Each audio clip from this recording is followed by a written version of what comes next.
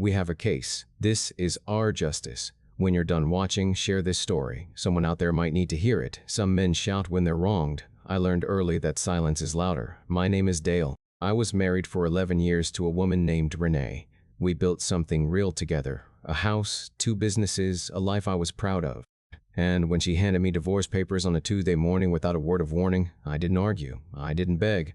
I sat down at the kitchen table, read every page, and noticed something she clearly hoped I'd miss. The papers listed our assets. But one account was absent, an account I had seen a statement for, once, briefly, 2 years earlier, before Renee moved all her mail to a P.O. box. I said nothing. I called my lawyer that afternoon. My attorney, a methodical man named Preston, listened carefully and told me what we needed: documentation, not suspicion. So I did what any man with 11 years of careful habits would do. I went back through every joint record I had legal access to: bank statements, tax filings, business receipts. What I found over the next 3 weeks was a pattern: small but consistent transfers, always under the threshold that would trigger automatic reporting, always routed to a secondary account I wasn't named on. Renee's lawyer, a man named Clifton, was polished and aggressive. At the first hearing, he stood up and accused me of concealing personal investment accounts. He had printed documents. He had a tone that suggested he'd already won. Preston didn't flinch. He requested a continuance and filed for full financial disclosure on both sides.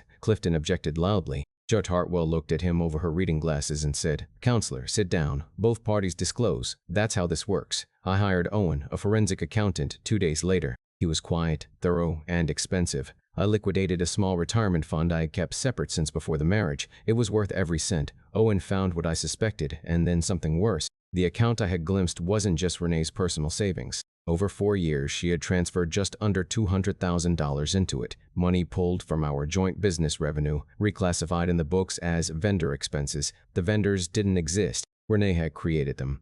I didn't tell anyone except Preston and Owen. I let the process move forward. The second hearing arrived. Clifton presented his case with the same confidence. He argued I had underreported income and requested a disproportionate asset settlement in Renee's favor. He cited figures. He cited timelines. Preston waited. When Clifton finished, Preston stood and said 4 words: "We have a witness." Owen took the stand with a binder of documentation and walked Judge Hartwell through every transfer: dates, amounts, reclassification codes, the shell vendor names. The account routing numbers that led directly to a personal account in Renee's name alone opened 18 months into our marriage. The courtroom was quiet in the way that rooms get quiet when something has shifted permanently. Judge Hartwell removed her glasses. She looked at Clifton. "Counselor, were you aware of this account during discovery?" Clifton said he was not. The judge looked at him for a long moment. Then she ordered the proceeding frozen pending a full forensic audit, directed Renee's legal team to produce every financial record tied to her personal accounts for the past 6 years, and flagged the matter for potential referral to the State Financial Crimes Division. Renee, who had been composed throughout the hearing, made a sound I won't describe and had to be helped out of her chair by a bailiff. The audit took 4 months. It confirmed everything Owen had found, and then some. The final settlement reflected the fraud. I received the family home, my share of both businesses, and a structured repayment order for the transferred funds.